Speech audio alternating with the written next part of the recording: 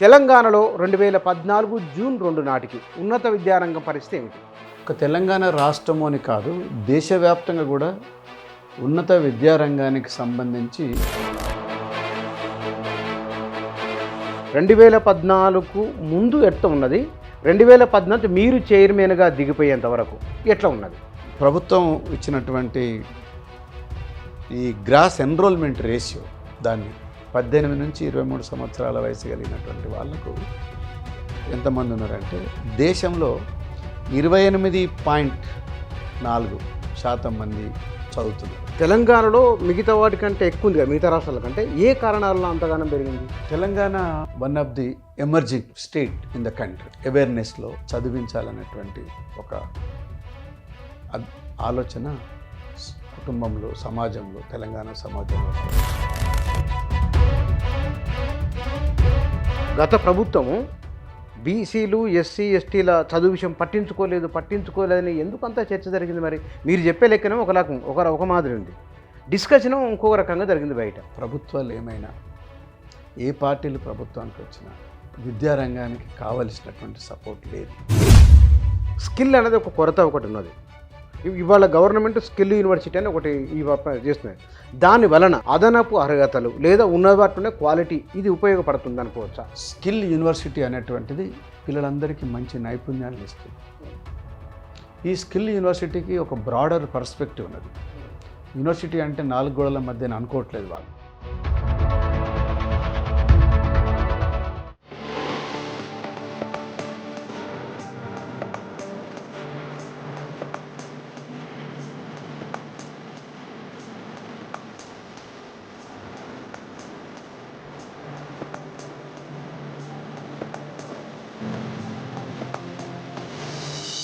తెలంగాణ రాష్ట్రంలో ఉన్నత విద్య, తెలంగాణ రాష్ట్రం వచ్చే నాటికి ఎట్లా ఉన్నది, గడిచిన 10 ఏళ్ళు ఎట్లా ఉన్నది, దీన్ని బట్టి చూస్తే రాబోయే రోజుల్లో ఎట్లా ఉండే అవకాశం ఉందో తెలుస్తుంది.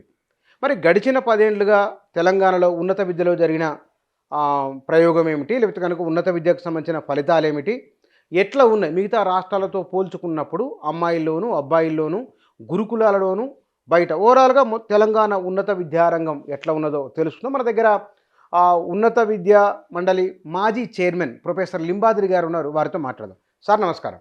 నమస్కారం. తెలంగాణలో 2014 జూన్ 2 నాటికి ఉన్నత విద్యారంగం పరిస్థితి ఏమిటి? ఉన్నత విద్యారంగం అనేటువంటిది అప్పుడు ఇప్పుడు కూడా కొంత స్లోగా ఉన్నది, కొంత క్రైసిస్లో ఉన్నది. ఒక తెలంగాణ రాష్ట్రము అని కాదు, దేశవ్యాప్తంగా కూడా ఉన్నత విద్యారంగానికి సంబంధించి ఏ ఎక్స్పెక్టేషన్స్ అయితే ప్రభుత్వాలు పెట్టుకున్నాయో, ఏ గోల్స్ అయితే ప్రభుత్వాలు ప్రకటించుకున్నాయో, ఏ టార్గెట్స్ని అయితే respective higher education regulating institutions like ఏ యూనివర్సిటీ గ్రాంట్స్ కమిషన్ లాంటి ఏవైతే ప్రకటనలు చేసుకున్నాయో వాటిని రీచ్ కావటానికి చాలా దూరంలో ఉండటం అనేటువంటిది ఒక సమస్యగా మనం చూడవచ్చు. అయినప్పటికీ గత 2 దశాబ్దాలుగా ఉన్నత విద్య అనేటువంటిది బాగా ఎక్స్పాండ్ అవుతూ ఉన్నది. ఎక్కువ కాలేజీలు, ఎక్కువ యూనివర్సిటీలు ప్రజలకు అందుబాటులోకి రావటం అనేటువంటిది జరుగుతుంది. ఈ నేపథ్యంలో మనం దేశవ్యాప్తంగా ఉన్నటువంటి విశ్వవిద్యాలయాలు, దేశవ్యాప్తంగా ఉన్నటువంటి గ్రాస్ ఎన్రోల్మెంటు, వీటిని కనుక మనం పరిశీలిస్తే మనకు అర్థమవుతుంది ఏంటంటే దేశవ్యాప్తంగా యూనివర్సిటీల యొక్క సంఖ్య గణనీయంగా పెరుగుతున్నది. ఎప్పుడైతే యూనివర్సిటీల యొక్క సంఖ్య గణనీయంగా పెరుగుతుందో తప్పకుండా విద్యార్థులకు ఉన్నత విద్య అనేటువంటిది అందుబాటులోకి రావడానికి అవకాశం ఉంటుంది. ఆ కాంటెక్స్ట్లో నేను మీ ముందు ఒక 2-3 విషయాలు చూడొచ్చు. ఒకటి, ఈనాడు దేశవ్యాప్తంగా కనుక చూస్తే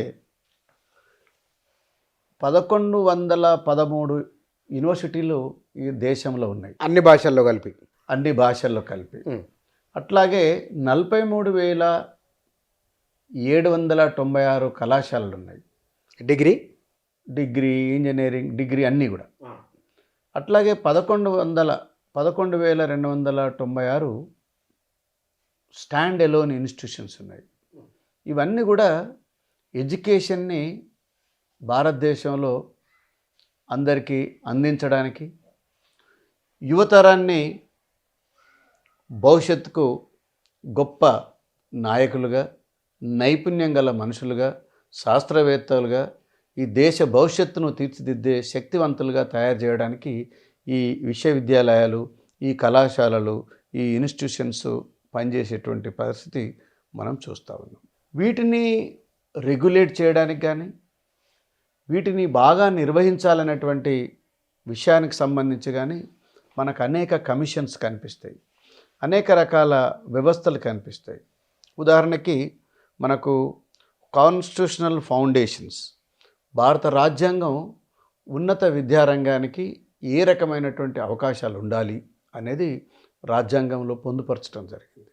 అట్లాగే భారతదేశానికి స్వతంత్రం వచ్చినప్పటి నుంచి కూడా అనేక కమిషన్స్ను 1948లో రాధాకృష్ణన్ కమిషన్ కానీ, 64లో వేసినటువంటి కొఠారి కమిషన్ కానీ, లేదా 1986లో వచ్చినటువంటి నేషనల్ పాలసీ ఆన్ ఎడ్యుకేషన్ కానివ్వండి, లేదా ఈ మధ్య వచ్చినటువంటి నేషనల్ ఎడ్యుకేషన్ పాలసీ 2020 కానీ, ఇవన్నీ కూడా విద్యా లక్ష్యాలను, విద్యను ఎట్లా క్రమబద్ధీకరించాలి, ఎట్లా నిర్వహించాలి, ఎట్లా ఒక నాణ్యమైనటువంటి విద్యను ఈ యువతరానికి అందించాలనేటువంటి విషయం మీద అనేక మార్గదర్శకాలని అవి అందిస్తూ వచ్చినాయి.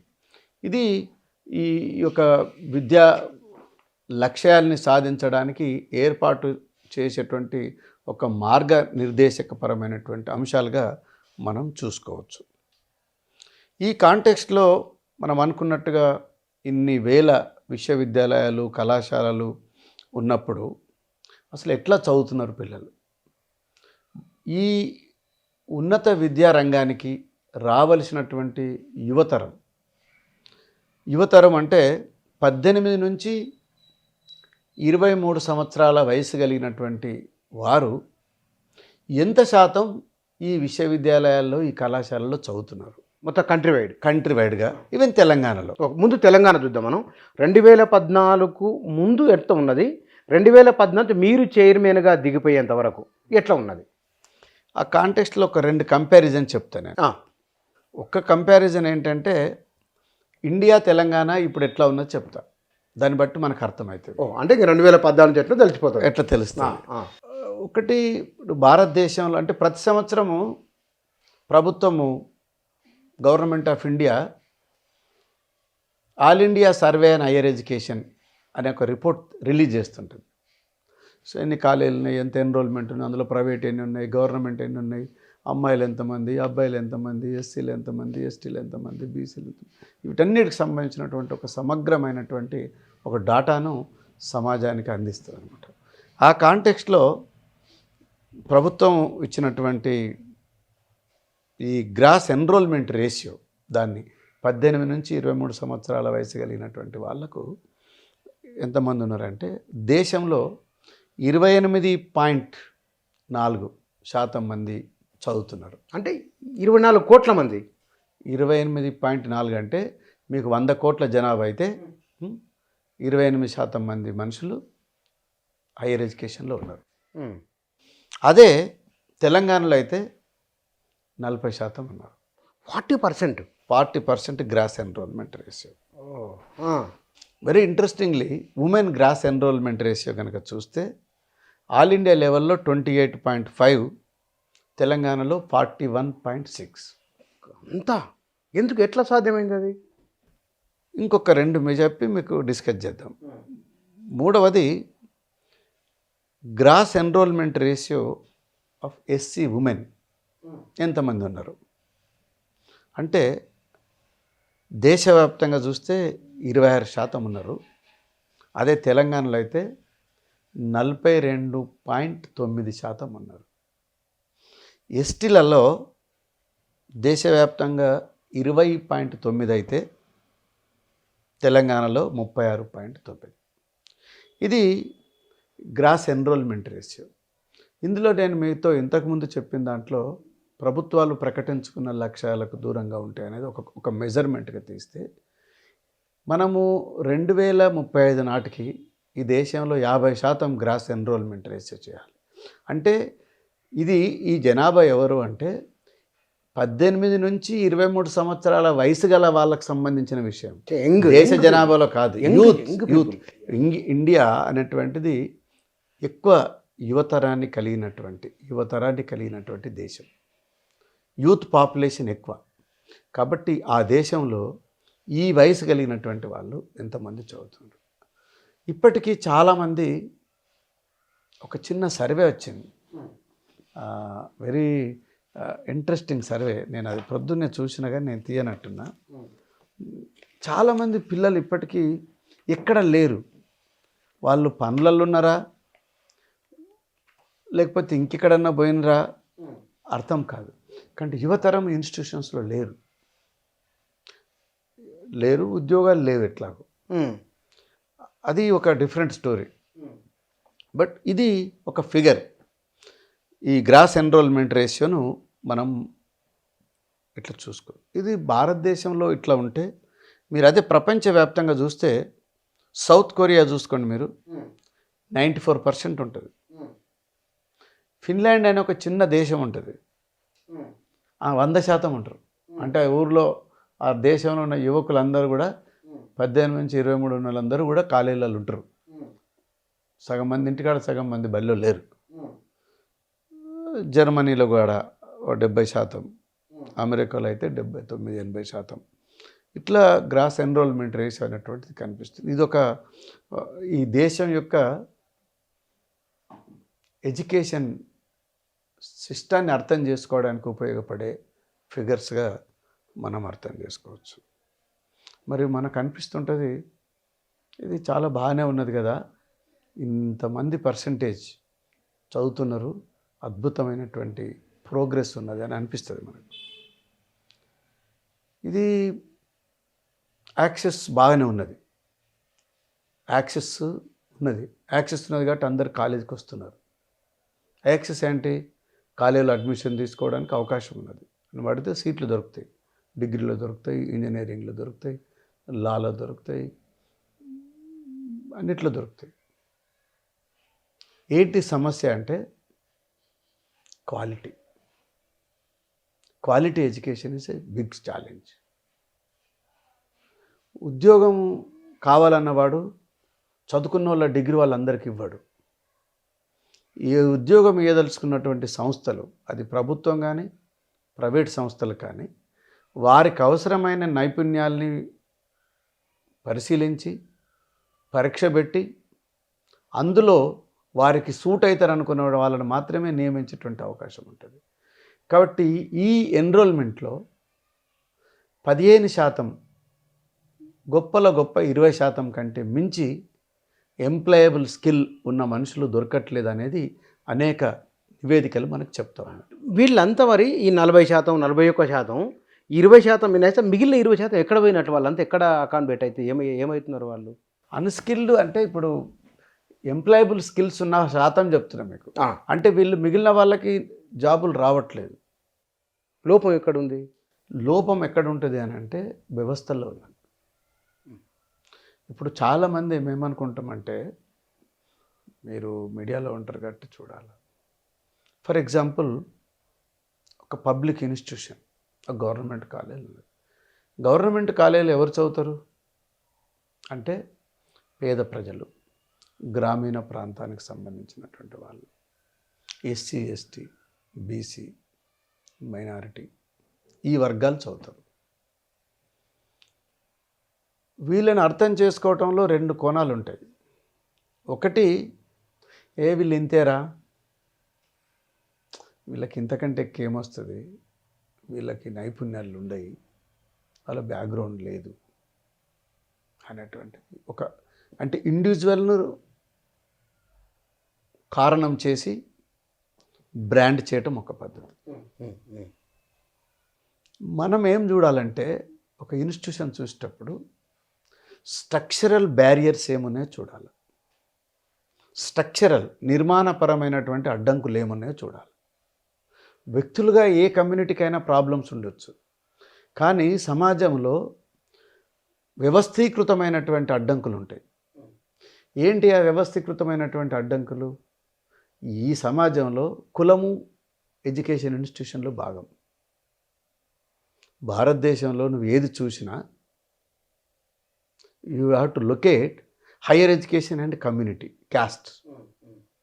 అప్పుడు నీకు అర్థమయ్యేది ఏంటంటే ఈ క్యాస్ట్, ఈ వర్గాలకు ఈ సమస్యలు ఉంటాయి అని.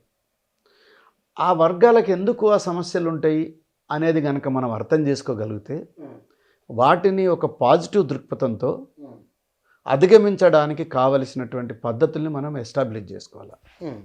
ఆ నేపథ్యం నుంచి వచ్చినటువంటి ఈ పిల్లలకి, వాళ్ళు ఫస్ట్ జనరేషన్ పిల్లలు కావచ్చు, లేదా చాలా పూరర్ సెక్షన్ నుంచి కావచ్చు, రూరల్ నుంచి కావచ్చు, first person in the family కావచ్చు కాలేజీకి రావటం.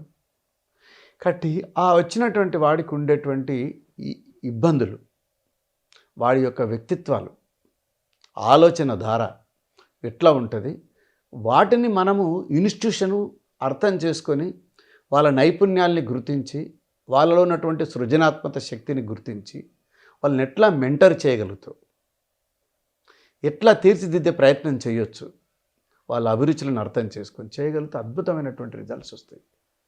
కాబట్టి ఈ ఇన్స్టిట్యూషన్స్లో ఈ డైమెన్షన్స్ను మనం అర్థం చేసుకోవటం అనేటువంటిది వ్యవస్థీకృతమైనటువంటిది చూడాలి.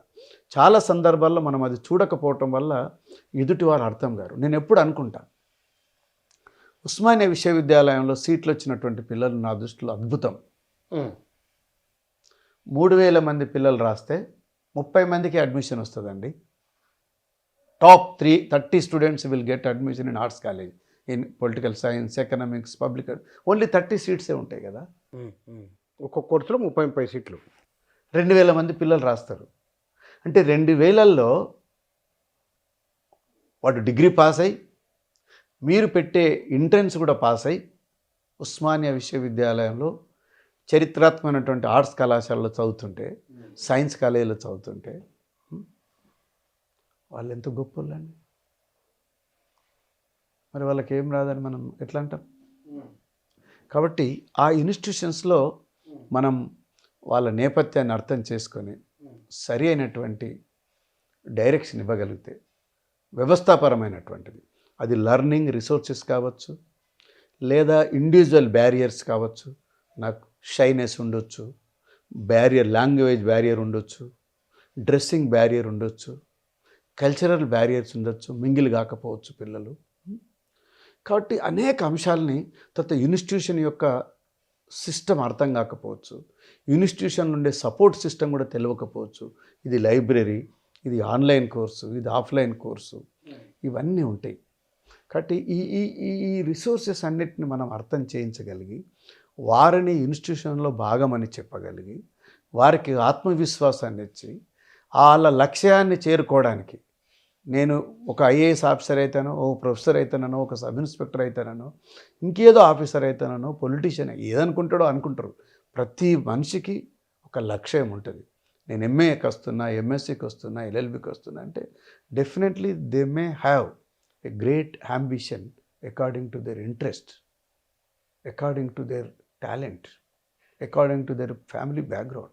They have, definitely they have. So how best institution can help them to meet their expectations, not only their expectations, institutions also try to understand the behind him, what is his family background, what their parents expects, what there community expects from them. దాన్ని దృష్టిలో పెట్టుకొని institutions అర్థం చేసుకొని shape చేయగలిగితే అద్భుతమైనది. కాబట్టి నేను మీకు ఎందుకు ఈ మాట చెప్పినంటే, వీ కెనాట్ బ్లేమ్ ఇండివిజువల్స్. వ్యక్తులను మనము తప్పు పట్టకూడదు.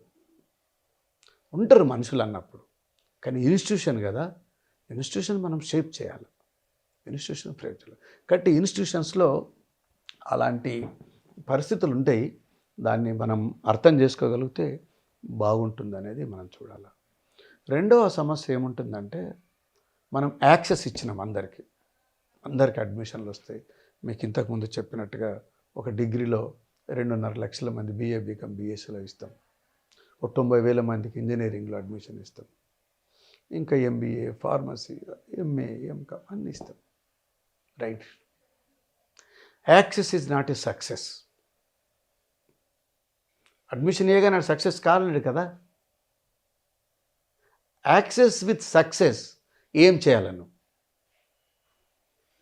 అంటే యాక్సెస్ ఇచ్చినటువంటి వాడికి కావలసిన సక్సెస్ రిసోర్సెస్ ఇవ్వాలి. How you will become success. You take Mahindra University in Hyderabad, నిన్నగాక మొన్న వచ్చింది అంటే అనకూడదు, ఓక్సన్ యూనివర్సిటీ వచ్చింది, అశోక యూనివర్సిటీ వస్తుంది. ఇలాంటి అనేక యూనివర్సిటీలో పిల్లలకు ఎందుకు ఉద్యోగ అవకాశాలు మెరుగ్గా ఉన్నాయి? Why not Osmania university, why not Kakatiya university, why not JNT university. JNT university is the first technical university in the country. ఎందుకు రాలేకపోతున్నది అంటే ఇక్కడ కావలసినటువంటి రిసోర్సెస్, కావలసినటువంటి కరికులం, ఉండవలసినటువంటి ఉపాధ్యాయులు, ఉండవలసినటువంటి లైబ్రరీ, ఉండవలసినటువంటి మౌలిక సదుపాయాలు, ఉండవలసినటువంటి ఈకోసిస్టమ్, ఎన్విరాన్మెంట్, కల్చర్, కాన్ఫిడెన్స్ అవి లోపిస్తున్నాయి. కాబట్టి ఈ యాక్సెస్ సక్సెస్ కావాలి అని అంటే ఈ రకమైనటువంటి సపోర్ట్ ఉండాలి. మంచి టీచర్స్ని అపాయింట్ చేయాలి, మంచి ల్యాబ్స్ ఉండాలి, ప్లేస్మెంట్స్ ఉండాలి, కరికులం. కానీ ఇక్కడ మీ తెలంగాణలో మిగతా వాటికంటే ఎక్కువ ఉంది కదా, మిగతా రాష్ట్రాల కంటే. ఏ కారణాలలో అంతగానం పెరిగింది? ఒకటి 2 అంశాలు ఉంటాయి. Telangana one of the emerging state in the country. అవేర్నెస్లో చదివించాలనేటువంటి ఒక ఆలోచన కుటుంబంలో, సమాజంలో, తెలంగాణ సమాజంలో రావడం. రెండవది సపోర్టింగ్ సిస్టమ్, ఫీజు రియంబర్స్మెంట్. మూడవది రెసిడెన్షియల్ ఇన్స్టిట్యూషన్స్. బహుశా ఈ దేశంలో తెలంగాణలో ఉన్నన్ని రెసిడెన్షియల్ డిగ్రీ కాలేజీలు ఎక్కడ లేవు. తెలంగాణలో ఉన్నన్ని రెసిడెన్షియల్ డిగ్రీ కాలేజీలు ఈ దేశంలో ఎక్కడ లేవు. For example 30 SC women residential degree కాలేజీలు ఉంటాయి, 22 ST రెసిడెన్షియల్ డిగ్రీ కాలేజీలు ఉంటాయి, 32 BC వెల్ఫేర్ రెసిడెన్షియల్ ఇన్స్టిట్యూషన్స్ ఉంటాయి. ఎంత అద్భుతమైన యాక్సెస్. కాబట్టి చదువుకోవడానికి వెళ్తున్నారు పిల్లలు. కానీ పోయినసారి అంటే గత ప్రభుత్వము బీసీలు SC STల చదువు విషయం పట్టించుకోలేదని ఎందుకు అంతా చర్చ జరిగింది? మరి మీరు చెప్పే లెక్కనే ఒక మాదిరి ఉంది, డిస్కషన్ ఇంకొక రకంగా జరిగింది బయట. ఎప్పుడు కూడా ఏముంటుందంటే ప్రభుత్వాలు ఏమైనా, ఏ పార్టీలు ప్రభుత్వానికి వచ్చినా విద్యారంగానికి కావలసినటువంటి సపోర్ట్ లేదు. మీకు కొఠారి కమిషన్ నుంచి 1964లో వచ్చినటువంటి కొఠారి కమిషన్ నుంచి ఇప్పటి వరకు కూడా కొఠారి కమిషన్ చెప్పింది, అయ్యా మీరు 6% బడ్జెట్ను మీ ఎడ్యుకేషన్ మీద పెట్టండి అని. ఏ ప్రభుత్వాలు పెట్టలే. అది కాంగ్రెస్ కానీ, అది బీఆర్ఎస్ కానీ, బీజేపీ కానీ ఏమీ పెట్టలేదు. అది ఒక వాస్తవం. మీరు అన్న ప్రశ్నకు ఏంటి రిలవెన్స్ అంటే ఆ ప్రభుత్వం విశ్వవిద్యాలయాల మీద సరి అయినటువంటి దృష్టి పెట్టలేదు. ఉపాధ్యాయుల నియామకం విషయంలో కానివ్వండి, విద్యార్థులకు ఫెలోషిప్స్ ఇచ్చే విషయంలో కానివ్వండి, విద్యార్థులకు ఇచ్చే ఇతర సౌకర్యాల విషయంలో కానీ, వైస్ ఛాన్సలర్ను అపాయింట్ చేసే విషయంలో కానీ జాప్యం జరగటమో, యూనివర్సిటీ టీచర్ రిక్రూట్మెంట్ చేయకపోవటమో ఇవన్నీ జరిగినాయి. కాబట్టి తప్పకుండా పబ్లిక్ యూనివర్సిటీస్లలో టీచర్స్ ఉండాలని అనుకుంటారు. కాబట్టి ఆ క్రిటిసిజం అనేటువంటిది ఆ ప్రభుత్వం మీద ఉన్నది. ఏ ప్రభుత్వం చేయకపోయినా ఉంటుంది. ఇప్పుడు అలా బాధ్యత కదా చేయాలి. దాదాపు తెలంగాణ రాష్ట్రంలో ఉమ్మడి రాష్ట్రంలో ఉన్నప్పటి నుంచి కూడా రిక్రూట్మెంట్స్ లేవు. ఒకసారి 2013లో కొంత రిక్రూట్మెంట్ అయింది కొన్ని యూనివర్సిటీస్లలో, కానీ మేజర్ రిక్రూట్మెంట్స్ జరగట్లేదు. కాబట్టి అదొక క్రిటిసిజం ఉంటుంది. అది ఈ ప్రభుత్వం అయినా చేయాలా, ఆ ప్రభుత్వం చేయలేదనేది వాస్తవం. కారణాలు ఉండొచ్చు, వేరియస్ రీజన్స్ ఉంటాయి ఎందుకు చేయలేదు. ఎందుకంటే నేను కూడా సిస్టంలో ఉన్నా కాబట్టి నాకు కొన్ని తెలుసు. బట్ ఏదైనా రిక్రూట్మెంట్ జరగని మాట వాస్తవం. మీరు ఉన్నత విద్యా మండలి చైర్మన్ ఉన్నప్పుడు మునుపటి కంటే తీసుకొచ్చిన సంస్కరణలు ఏమేమి ఉన్నాయి? నాకేమనిపిస్తుందంటే, మనం చేస్తున్నటువంటి పని ఇన్స్టిట్యూషన్ యొక్క పర్పస్కు మీట్ అయ్యేటట్టుగా ఉండాలని. ఉన్నత విద్యారంగాన్ని స్టేట్ కౌన్సిల్ యాక్ట్ ప్రకారం ఏం ఆశిస్తున్నారు, ఏం చేయాలని, అందులో కొన్ని ముఖ్యమైనటువంటి అంశాలు మీ దృష్టికి తెస్తా. అడ్మిషన్ సిస్టమ్ అన్నది. అడ్మిషన్ సిస్టమ్, డిగ్రీ అడ్మిషన్ సిస్టంలో గతంలో మీరు డిగ్రీ చదివినప్పుడు అప్లై చేయాలి అనంటే ఆ రెస్పెక్టివ్ కళాశాలకు వెళ్ళి అప్లికేషన్ ఫాము ఖరీదు చేసి అప్లై చేసి ఫస్ట్ లిస్ట్లో వస్తుందా, సెకండ్ లిస్ట్ వస్తుందా, థర్డ్ లిస్ట్లో వచ్చి చూసేది. ఆ కాలేజీ కాకపోతే మరి ఈ కాలేజీలో వస్తుందో రాదు కాబట్టి ఒక 3-4 కాలేజీలు అప్లై చేయాలి. అంటే 3-4 కాలేజీలకు వెళ్ళాలి, అప్లికేషన్ ఫామ్ తీసుకోవాలి. రూరల్ పిల్లలైతే ఎవరైనా అర్బన్ పిల్లలు ఉంటే వాళ్ళకి చెప్పి, లేదా వాళ్ళ ఫ్రెండ్స్ సీనియర్స్ ఎవరుంటే వాళ్ళకి చెప్పి, నాకు అడ్మిషన్ వస్తే కబురు చెయ్యి, నేను వచ్చి ఫీజు కడతా అని చెప్పేవాడు. ఈయన సరిగా చూడకనో, ఈయనకి ఏదైనా కష్టం వచ్చి ఇంకెటన్నా వెళ్తే వాడి కమ్యూనికేషన్ లేక సీట్లు కూడా లాస్ అయ్యాయి. మనం తెలంగాణ రాష్ట్రం ఏర్పడిన తర్వాత 2016-17 అకాడమిక్ ఇయర్లో డిగ్రీ ఆన్లైన్ సర్వీసెస్ అనేది వచ్చింది. దేశవ్యాప్తంగానే 2016లో యూజీసీ కొన్ని రిఫార్మ్స్ తీసుకొచ్చింది. అది సెమిస్టర్ సిస్టమ్ కావచ్చు, లేదా ఆన్లైన్ అడ్మిషన్ సిస్టమ్ కావచ్చు, రూసా ద్వారా ఫండింగ్ కావచ్చు, అనేక రిఫార్మ్స్లో భాగంగా ఈ ఆన్లైన్ సిస్టమ్ వచ్చింది. దాన్ని డిగ్రీ ఆన్లైన్ సిస్టాన్ని తెలంగాణ కాబట్టి దోస్త్, DOST దోస్త్ అనేది తీసుకొచ్చారు. దానికి నేను ఒక 7-8 సంవత్సరాలు కన్వీనర్గా ఉన్నాను. అది ఒక ట్రాన్స్పరెంట్గా మెరిట్ ప్రకారం, జీవోల ప్రకారం రిజర్వేషన్స్ సిన్సియర్గా, సీరియస్గా ఇంప్లిమెంట్ చేయడం జరిగింది. ఎక్కడ కూడా మెరిట్ డీవియేట్ కాలేదు, ఎక్కడ కూడా రోస్టర్ వైలేట్ కాలేదు, ఎక్కడ కూడా అప్లై చేసుకున్నటువంటి పిల్లలకు మెరిట్ కాకుండా అడ్మిషన్ వచ్చినటువంటి దాఖలు లేవు. ఇది ఒక మోడల్ అడ్మిషన్ సిస్టమ్గా ఈ దేశంలో ఎస్టాబ్లిష్ అయింది. దాన్ని దోస్త్ అంటారు. ఏం జరిగింది దాని ద్వారా అంటే, మీకు ఇంతకుముందు చెప్పినట్టుగా ప్రతి కాలేజీకి వెళ్ళాల్సిన పని లేదు. ఈ రాష్ట్రంలో ఉన్న అన్ని డిగ్రీ కాలేజీలకు ఒక సింగిల్ ఆన్లైన్ అప్లికేషన్ ద్వారా అప్లై చేసుకో. ఆల్ కాలేజెస్ 900 కాలేజీలకు అప్లై చేసుకోవచ్చు. ఇష్టం వచ్చిన అన్ని వెబ్ ఆప్షన్స్ పెట్టుకోవచ్చు.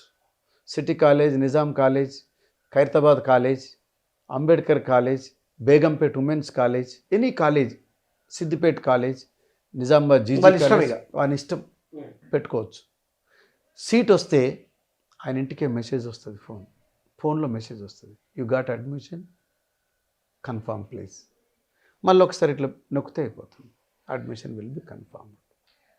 దీని ఖర్చు ఎంత? 200 రూపాయలు. ఇన్ని కాలేజీలకు అప్లై చేసి నీ అడ్మిషన్ ప్రాసెస్ అంతా కూడా ఖర్చు ఓన్లీ 200 రూపాయలు మాత్రమే. అంటే అతి తక్కువ ఖర్చుతో, ఎక్కడ తిరగకుండా ఉన్న ప్లేస్ నుంచి అప్లై చేసుకొని, ఉన్న ప్లేస్ నుంచే కన్ఫర్మేషన్ చేసుకొని, కాలేజీ రీఓపెన్ అయిన తర్వాత క్లాసులు ప్రారంభానికి మీరు కాలేజీకి వచ్చేటువంటి సౌకర్యం ఉంది. తద్వారా గ్రామీణ ప్రాంత పిల్లలకు ఈజీగా యాక్సెస్ అనేది వచ్చింది. తక్కువ ఖర్చుతో యాక్సెస్ అనేటువంటిది వచ్చింది. 100% ఫుల్ ప్రూఫ్ ట్రాన్స్పరెన్స్ మేనర్లో అడ్మిషన్ వస్తుంది అనేటువంటి ఒక నమ్మకం వచ్చింది. ఏం జరిగింది దీని ద్వారా మరి అనేది చూస్తే మీకు చెప్పిన గ్రాస్ ఎన్రోల్మెంట్ పెరిగింది. ఏం జరిగింది దీని ద్వారా అంటే ఖమ్మం ఇల్లెందు అడవుల్లో ఉన్నటువంటి పిల్లలు హైదరాబాద్ కోర్ట్ ఉమెన్స్ కాలేజీలో చదువుతారు. అశ్వాబాద్ అడవుల్లో ఉన్న పిల్లలు బేగంపేట్ ఉమెన్స్ కాలేజీలో చదువుతారు. దీని ఇంపాక్ట్ స్టడీ మేము చేసినాం. బిఫోర్ దోస్త్ ఆఫ్టర్ దోస్త్ ఏంటి అని అంటే మీరు చదువుకున్న రోజుల్లో కోర్ట్ ఉమెన్స్ కాలేజీని కనుక ఊహించుకుంటే రూరల్ పిల్లలు చాలా తక్కువ. అంత దూరం నుంచి వచ్చి మేము దోస్త్ పెట్టిన తర్వాత అంతా రూరల్ పిల్లలు వచ్చారు. ఎందుకంటే అకార్డింగ్ టు దర్ మెరిట్ వాళ్ళకి అడ్మిషన్ అక్కడికి వస్తుంది. వాడి ఇంటి నుంచి అడ్మిషన్ తీసుకుంటాడు. There is a lot of pressure on women's college.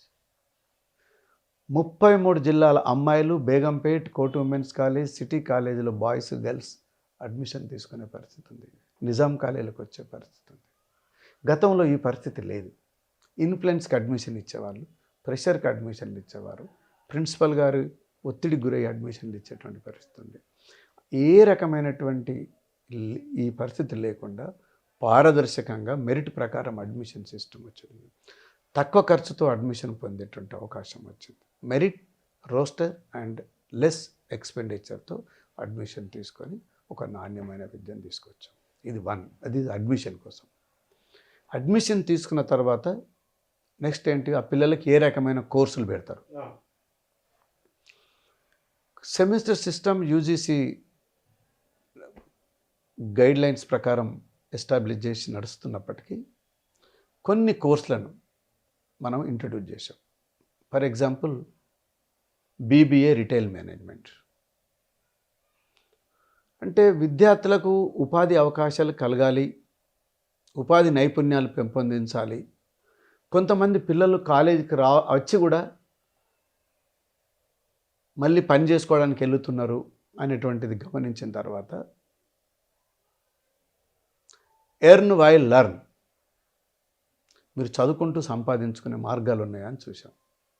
అందులో భాగంగా బీబీఏ రిటైల్ మేనేజ్మెంట్ కోర్సు పెట్టాం. 3 days in the class, 3 days in the industry. అంటే ఎట్లా చేసిండు అది? అలా నడుస్తుంది కదా. ఇప్పుడు సిటీ కాలేజ్కి పోతే నీకు పిల్లలు కనిపిస్తారు. It is there. 3 days in the class, 3 days in the industry. Industry అంటే ఏమి ఇండస్ట్రీ ఎక్కడ చేస్తారు? అది రిటైల్ షాప్కి పోతాడు, ఇంకొక షాప్కి పోతాడు, ఏదో చిన్న చిన్న దుకాణాలు. హైదరాబాద్లో ఏం తక్కువనే. ఏదైనా పని చేసుకోవచ్చు, చదువుకోవచ్చు. వచ్చి చదువుకోవాలి, పని చేయటం కూడా పాఠంలో భాగమే, మార్కులలో భాగమే. నువ్వు పొద్దుందాకా చదువుకో సాయంత్రం పని చేయి కాదు, లేదా పొద్దుందాకా పని చేసి సాయంత్రం చదువుకోమని కాదు. బాగుంది.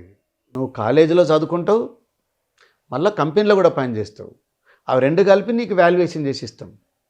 మరి ఇది ఎట్లా? కాలేజ్ అంటే చదివిండు రాస్తాడు, దానికి అట్లుంటే సిస్టమ్ అట్లా తయారు చేస్తాం. దాన్ని బీబీఏ రిటైల్ మేనేజ్మెంట్ అంటాం. మీరు ఎప్పుడన్నా ఒప్పుకుంటే యూ విజిట్ సిటీ కాలేజ్. నేను ఒక కోర్స్ పెట్టిన తర్వాత 1 year తర్వాత నేను ఆ పిల్లల దగ్గరికి వెళ్ళి మాట్లాడా. మనలాగా మంచి బ్లేజర్లు వేసుకొని చాలా ఆత్మవిశ్వాసంతో ఇంగ్లీష్లో అద్భుతంగా మాట్లాడా. I was so happy on that day. నేను ఫస్ట్ పోయినాడేమో పిల్లలంతా చాలా మనలాగా ఊరు నుంచి వచ్చినటువంటి వాళ్ళు బిక్కుమని ఉండేది. కానీ తర్వాత వాళ్ళు చూస్తే అద్భుతమైనటువంటి ఆత్మవిశ్వాసం, కమ్యూనికేషన్ స్కిల్స్ ఉండేవి. కాబట్టి మేము అటువంటి కోర్సులు పెట్టాం. అట్లా చాలా కోర్సులు ఎక్స్పెరిమెంట్ చేశాం. అట్లాగే డాటా సైన్స్ లాంటి కోర్సు, బీఎస్సీ డాటా సైన్స్ ఉన్నప్పుడు పెట్టాం. మంచి కోర్సులు పెట్టాలి. ఎమర్జింగ్ ఏరియాస్లో అట్లా చాలా పెట్టాం. అట్లాగే బీఏ బీకామ్లో కూడా యూకే, యునైటెడ్ కింగ్డమ్స్ కొలాబరేషన్తో వేల్స్ యూనివర్సిటీస్, అంబిడ్స్విత్ అండ్ ఇంకొక యూనివర్సిటీ, 2 యూనివర్సిటీస్తో ఉస్మానియా కాకతీయ కొలాబరేషన్స్ చేసి బీఏ బీకామ్ సిలబస్ డిజైన్ చేశాం. అది ఇంప్లిమెంట్ చేస్తున్నాం. అట్లాగే ఒకరోజు కమిషనర్ గారు మేమిద్దరం మాట్లాడుకుంటుంటే బిఫోర్ లాస్ట్ ఇయర్ 3,54,000 మంది పిల్లలు ఎంసెట్కి అప్లై చేశాం. మనం ఎవ్రీ ఇయర్ 80,000-90,000 మంది లక్షలోపే అడ్మిషన్ ఇస్తాం. మరి పిల్లలంతా ఎట్టిపోతారు? 60-70 వేల మంది అగ్రికల్చర్ ఫార్మసీకి పోతారచ్చు. మరి మిగిలిన పిల్లల పరిస్థితి ఏంది? అది అందరికి అందుబాటులో ఉంటుందా? అదొక ఛాలెంజ్. ఆలోచించి ఇంజనీరింగ్ ఈక్వల్గా BSc 4 years honours in computer science course పెట్టాం. BSc computer science 4 years honours course పెట్టాం. బీఎస్సీ కంప్యూటర్ సైన్స్ 4 years అయితే ఏమవుతుంది అని అంటే, ఇంజనీరింగ్ చదివిన వాళ్ళు అమెరికా ఎట్లా పోతున్నారో ఈ పిల్లలు కూడా పోవచ్చు. ఇంజనీరింగ్ చదివిన వాళ్ళు సాఫ్ట్వేర్ కంపెనీలకు ఎట్లా ఉద్యోగాలు పోతారో వీళ్ళు కూడా పోవచ్చు అనే ఉద్దేశంతో టాప్ ఐటీ కంపెనీల కొలాబరేషన్స్తో ఒక మంచి కరికులం డిజైన్ చేశాం. టీసీఎస్ లాంటి అనేక కంపెనీలను తీసుకొని సిలబస్ చేసి పిల్లలకి ఇచ్చి చెప్పేస్తున్నాం.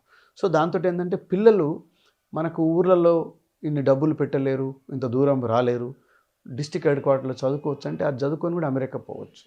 ఎందుకంటే అమెరికా పోవాలంటే 4 ఏళ్ల డిగ్రీ కావాలి.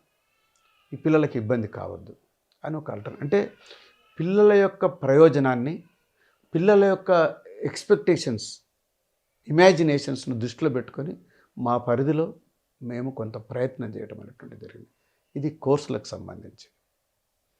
మూడవది, మరి పిల్లలు చదువుతున్నారు, మనం ఇంతకుముందు అనుకున్నాం కదా ఏమో పరీక్షలు పెడుతున్నాం, డిగ్రీ ఇస్తున్నాం, కానీ సరైనటువంటి స్కిల్స్ లేవంటున్నారని. అసలు ఈ ఎగ్జామినేషన్ సిస్టాన్ని కూడా మారిస్తే ఎట్లుంటుంది అనుకొని ఒక సిస్టాన్ని పెట్టినాం. మనం ఏం చేస్తున్నామంటే యాన్యువల్ ఎగ్జామినేషన్ అయితే ఇయర్ ఎండ్ ఎగ్జామ్ అంటాం, సెమిస్టర్ అయితే సెమిస్టర్ ఎండ్ ఎగ్జామినేషన్. అట్లా కాకుండా కంటిన్యూస్ ఎవాల్యుయేషన్ సిస్టమ్ పెట్టాలి. Continuous comprehensive assessment and evaluation system పెట్టాలని ఆలోచించి Indian School of Business ISB కొలాబరేషన్తో ఒక స్టడీ రిపోర్ట్ చేయించాం. ఉస్మానియా, కాకతీయ, తెలంగాణ, మహాత్మా గాంధీ, పాలమూరు, శాతవాన అన్ని విశ్వవిద్యాలయాలకు వాళ్ళను పంపించి మీ ఎగ్జామినేషన్ సిస్టమ్ ఎట్లుంది, మీ క్వశ్చన్ పేపర్ మోడల్ ఎట్లున్నది, ఇలా ఏం మార్పులు చేస్తే బాగుంటుంది, ఆ కాంటెక్స్ట్లో ఒక మంచి డిజైన్ కూడా చేయడం జరిగింది. ఆ రిపోర్ట్ కూడా ఇచ్చాం. తర్వాత మనం బయటకు వచ్చినాం, అది ఇంకా సక్సెస్ ఏమైతే తెలియదు. But we made an attempt. ఒక ఎగ్జాంపుల్ అయితే మా ఫైనల్ కనీసం పీజీ కన్నా పెట్టాలని ఒక ప్రయత్నం చేసినాం. ఇది ఎగ్జామినేషన్కి సంబంధించి. ఫోర్త్ వెరీ యూనిక్ ఇనిషియేటివ్ ఏంటంటే, ఈ పిల్లలు చదువుకుంటారు, ఇంజనీరింగ్ చదివి అమెరికా పోతాడు, లేదా ఇంజనీరింగ్ చదివి ఒక టాప్ కంపెనీలో ఉద్యోగం వస్తుంది, వాళ్ళ సర్టిఫికేట్ వెరిఫికేషన్ చేయాలి. జేఎన్టీయూకో, ఉస్మానియాకో, కాకతీయకో ఎక్కడో పంపాలి. వెరిఫికేషన్ కూడా బిగ్ ఛాలెంజ్. వాడు పంపిస్తాడు, ఉస్మానియా యూనివర్సిటీకి రాస్తారు, జేఎన్టీయూకి రాస్తారు, వాళ్ళు రిజిస్టార్కి రాస్తారు, వీళ్ళు పంపించాలా, అక్కడ ఎగ్జామ్ బ్రాంచ్కి వెళ్తారు, తొందరగా కాదు, టైం ఉంటుంది, 15 రోజుల్లో మీ వెరిఫికేషన్ అయిపోతే జాబ్ ఉంటుంది, లేకపోతే పోతుంది, అడ్మిషన్ ఉంటుంది, లేకపోతే పోతుంది అని. వీళ్ళు ఏం చేయాలి అంటే తొందరగా చేయించాలి. అప్పుడు మీలాంటి వాళ్ళను, నాలాంటి వాళ్ళు ఎవరిని అడిగి తెలిసిన వాళ్ళు ఉంటే తొందరగా చేసి పంపండి అంటారు. ఇది ఒక ప్రాబ్లం. రెండో ప్రాబ్లం ఏంటంటే ఫేక్ సర్టిఫికెట్స్ ఎక్కువ వచ్చినాయి. ఓహో, వీడు అప్లై చేసింది మరి జెన్యూనో కాదో తెలియదు. ఫేక్ అంటే ఎట్లా దాన్ని బయట జరుగుతుంది కదా. ఆ, ఇప్పుడు రోజు పేపర్లలో ఇన్ని ఫేక్ సర్టిఫికెట్ పట్టుకున్నారని వస్తాయి. మేము అప్పుడు చూసినాం, మధ్యప్రదేశ్లో కొన్ని యూనివర్సిటీలు ఫేక్ సర్టిఫికెట్ ఇవ్వటము, అవును, అదే హైదరాబాద్ కేంద్రంగా నడుస్తుంది అని అప్పుడు పట్టుకున్నారు. నేను కూడా ప్రెస్ కాన్ఫరెన్స్లో సిపి గారితో పాటు నేనుంటి, ప్రభుత్వం అప్పుడున్న పోలీస్ అధికారుల సహకారంతో ఈ ఫేక్ సర్టిఫికేట్ను ప్రివెంట్ చేయడానికి, అరికట్టడానికి, అట్లాగే instant verification at any time anywhere you can verify the genuinity of a certificate. అమెరికాలో ఇప్పుడు కూర్చొని బుచ్చన్న డిడ్ ఇంజనీరింగ్ ఇన్ 1990 అంటే మీకు ఇట్లా కొడితే వచ్చేస్తుంది, ఇది జెన్యూన్ ఆర్ కాదు, అంతే, ఒకటే నిమిషం. నాట్ టు పే సింగిల్ పై. మీకు ఆశ్చర్యం కావచ్చు, అమెరికన్ కాన్సులేట్ జనరల్ వారు మా కౌన్సిల్కి వచ్చి అప్రిషియేట్ చేశారు. ఏమని? మేము తెలంగాణ నుంచి విజాలకు అప్లై చేసిన వాళ్ళ సర్టిఫికేట్ వెరిఫికేషన్కి ఎక్కడ పోము, మీ స్టేట్ కౌన్సిల్ వెబ్సైట్ ఓపెన్ చేసి పెట్టుకుంటాం, తెలంగాణ రాగానే అది ఆన్లైన్లో వెరిఫై చేస్తాం, జెన్యూన్ అనగానే అప్రూవ్ చేసేస్తామని. ఎంత సింపుల్ అని చెప్పండి. లేకపోతే నేను పంపించాలా, వెరిఫై చేయాలి. సో స్టూడెంట్ యొక్క అవసరం ఖర్చు లేకుండా టెక్నాలజీ సాయంతో సింపుల్, ₹1 లేకుండా. లేదు ఇంకా డీటెయిల్స్ కావాలా మీకు, వీళ్ళు ఎన్ని పేపర్లు చదివిండు, ఎన్ని క్రెడిట్స్ ఉన్నాయి, థియరీ ఎంత, ప్రాక్టికల్స్ ఎంత, టైటిల్స్ ఏంటి అనే విషయాలు తెలుసుకోవాలి, డీటెయిల్డ్ మెమోస్ కావాలనుకుంటే ఆన్లైన్లో రెస్పెక్టివ్ యూనివర్సిటీ కూడా పంపొచ్చు. University will submit the detailed required certificate to the concern authorities. అది యూనివర్సిటీస్ కావచ్చు లేదా కంపెనీలు కావచ్చు. ఇలాంటి సిస్టాన్ని కూడా మనం ఏర్పాటు చేయడం జరిగింది. ఇవన్నీ కూడా ఒక స్టూడెంట్ అడ్మిషన్ నుంచి ఎగ్జిట్ వరకు ఏమి చేస్తే విద్యార్థి యొక్క స్థితి మెరుగుపడుతుంది, కంఫర్ట్ ఉంటాడు, స్టూడెంట్ ఫ్రెండ్లీగా ఉంటాము, ఆయన సక్సెస్కు మనం సహకారాన్ని అందించిన వాళ్ళమవుతాం అనేటువంటి దృష్టితో ఇలాంటి కార్యక్రమాలు మనం ఉన్నత విద్యా మండలిలో గత 4-5 ఏళ్ళుగా చేయటం జరిగింది. వాటి నుంచి మంచి రిజల్ట్ కూడా మేము పొందాం. ఈ దోస్తు ద్వారా మొత్తం ఈ 10 ఏళ్ల కాలంలో పేరెంట్స్ పైన లేదా కుటుంబాల పైన ఆర్థిక భారం ఎంత మేరకు తగ్గింది? ఏమన్నా అంతే స్టడీ చేసిన దాని మీద? ఆర్థిక భారమే ఉండదు కదా, ₹200 కదా. అంతకు పూర్వంతో పోల్చుకున్నప్పుడు బ్రహ్మాండమైన ఖర్చు కదా. మీరు ఒక్కసారి as a student, as a parent, as a citizen మీరు ఒక్కసారి చూసుకోండి. ఒక కాలేజీకి వెళ్ళి అప్లై చేస్తే కనీసం $200-300 ధర అప్లికేషన్ కమ్ ప్రాస్పెక్టస్. మంచి కాలేజ్ అయితే ఒక 4 కాలేజీలు అయితే ₹1,000-1,500. ₹15. మరి ఖమ్మము, ఆదిలాబాద్ నుంచి ఇంత దూరం రావాలి కదా, ట్రాన్స్పోర్టేషన్ ఛార్జీలు అదొక 1,000-1,500 అవుతాయి. మరి మళ్ళీ ఇక్కడికి వచ్చినాక నీలాంటి వాళ్ళు నా దగ్గర ఇంటికి రారు కదా, భోజనం ఏమన్నా హోటల్లో చేయాలి కదా. అవును, ఆ ఖర్చు అదొక 200-300 అవుతుంది. కాబట్టి అవన్నీ దృష్టిలో పెట్టుకొని మేము ఈ లెక్కన ₹100 కోట్ల పేరెంట్స్కి మిగిలినట్లు ఎంతో సింప్లిఫై చేసాం. అది అప్లై చేసుకోవడానికి కూడా ఆధార్ లింక్డ్ మొబైల్ ఉంటే చాలు. ఫోన్ లేదు నాకు ఆధార్ లేదు అంటారు నీలాంటి వాళ్ళు, కొంచెం ప్రశ్నించే స్వభావం ఉన్న వాళ్ళు. ఏం చేయకు బాబు, నీ ఫోన్లో నువ్వు సెల్ఫీ తీసుకో, సెల్ఫీతో కూడా నీకు లింక్ కనెక్ట్ చేస్తాం. అట్లా అనేక మార్పులు. నీకు డౌట్ ఉంది, వాట్సాప్లో క్వశ్చన్ చేయొచ్చు. Need not to go to anywhere. వాట్సాప్లోనే వాట్సాప్ నంబర్ ఉంటుంది, దానికి ట్విట్టర్ ఉంటుంది, ఫేస్బుక్ ఉంటుంది. అది కాకుండా నాలాంటి వాడికి అవి లేవు, నేను వాట్సాప్లో పెడతా, వాట్సాప్లో ఆన్సర్ చేస్తారు వాళ్ళు. So you make system more student friendly, very easy to do. నీకు చేయడానికి సింపుల్గా ఉండాలి, కాంప్లికేషన్ అక్కర్లేదు, తక్కువ ఖర్చు ఉండాలి. మేము బిగిన్ అయినప్పటి నుంచి ఇప్పటి వరకు ₹200 నడుపుతున్నాం. 200 దేశంలో ఎక్కడ లేదు ఇట్లాంటిది? ఎక్కడ లేదు. ఇది ఎక్కడి నుంచి తీసుకున్నారు ఈ దోస్తును? తెలంగాణనే దోస్తు కదా. దోస్తు అంటే అంటే మీరు తయారు చేసింది అది అంటే ఈ ప్రాసెస్ సింప్లిఫికేషన్స్కు మేము కమిషనర్ కాలేజ్ ఎడ్యుకేషన్ కలెక్టివ్గా over a period of time ఒకరోజు చేసినాయి కాదు. ఫస్ట్ చేసింది ఆన్లైన్ అడ్మిషనే. కానీ ఆన్లైన్ అడ్మిషన్ అంటే ఆన్లైన్లో అప్లై చేసుకోవాలా, మళ్ళీ మీ సేవలకు పోలా, ఈ సేవలకు పోలా, ఏదో కంప్యూటర్ సెంటర్లకు పోలా, ఇవన్నీ ఉండే.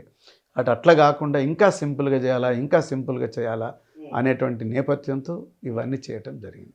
కానీ ఇక్కడ మీరు చెప్పిన దాన్ని బట్టి చూస్తే కనుక స్కిల్ అనేది ఒక కొరత ఒకటి ఉన్నది.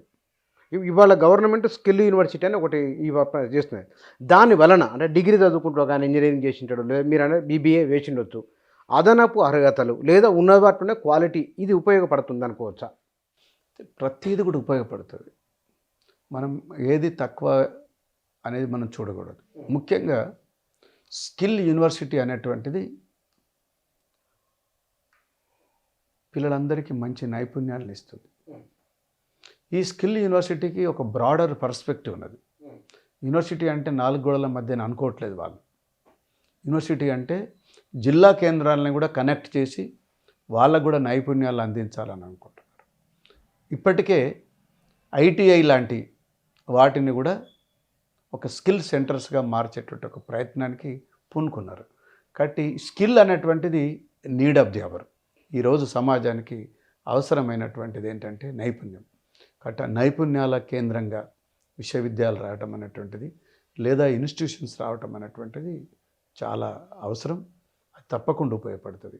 అయితే నేనేమనుకుంటున్నా అంటే వాటితో పాటు ఉన్నటువంటి విశ్వవిద్యాలయాల్లో కూడా నైపుణ్యాల్ని పెంచే ప్రయత్నం చేయాలి.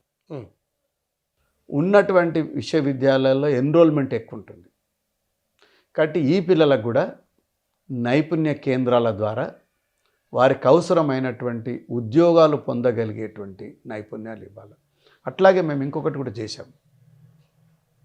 ఒక 10,000 మంది పిల్లలకు banking, finance, insurance services BFSI కోర్సుతో చేసినాం. అది గతంలో మేము అనుకున్నాం. ఈ ప్రభుత్వం వచ్చిన తర్వాత ఐటీ మినిస్టర్ గారు ఒక ఫిలాంథ్రపిస్ట్ గారి సహాయంతో ఒక స్పాన్సర్ను కార్పొరేట్ సోషల్ రెస్పాన్సిబిలిటీ ద్వారా ఫండింగ్ చేయించి 10,000 మంది పిల్లలకు banking, finance and insurance services మీద ట్రైనింగ్ కోర్సెస్ డిజైన్ చేసి 10,000కు పక్కా ప్లేస్మెంట్ ఇచ్చేటువంటి ఒక పథకాన్ని ఇప్పుడు నడుపుతున్నారు. అది 5,000 మంది ఇంజనీరింగ్ విద్యార్థులు, 5,000 మంది డిగ్రీ విద్యార్థులు. ఇది కూడా ఒక వినూతనమైనటువంటి ప్రయత్నం. ఇది వినూత్నమైనటువంటి ప్రయత్నం. తప్పకుండా పిల్లలు ఆ కోర్స్ అయిపోగానే ఆ కంపెనీల్లో ప్లేస్మెంట్స్ ఉంటాయి. అంటే ఈ కోర్సు పెట్టేటప్పుడే ఈ BSFI కన్సార్షియం వాళ్ళు ఏం చెప్పారంటే ఈ సెక్టార్స్లో బ్యాంకింగ్, ఫైనాన్స్, ఇన్సూరెన్స్ సెక్టార్లో అద్భుతమైనటువంటి ఎంప్లాయ్మెంట్ ఆపర్చునిటీస్ ఉన్నాయి. మేము రిక్రూట్ చేసుకొని ట్రైనింగ్ చేస్తున్నాం. అది కాకుండా చదువుకునేటప్పుడే ఆ పిల్లలకు ట్రైనింగ్ ఇవ్వగలిగితే వాడు చదువుతో పాటు నైపుణ్యాలు తీసుకొని డైరెక్ట్ ఉద్యోగానికి వస్తాడు అనే ఉద్దేశంతో ఇది పెడుతున్నాం అన్నారు. అది చేస్తున్నాం.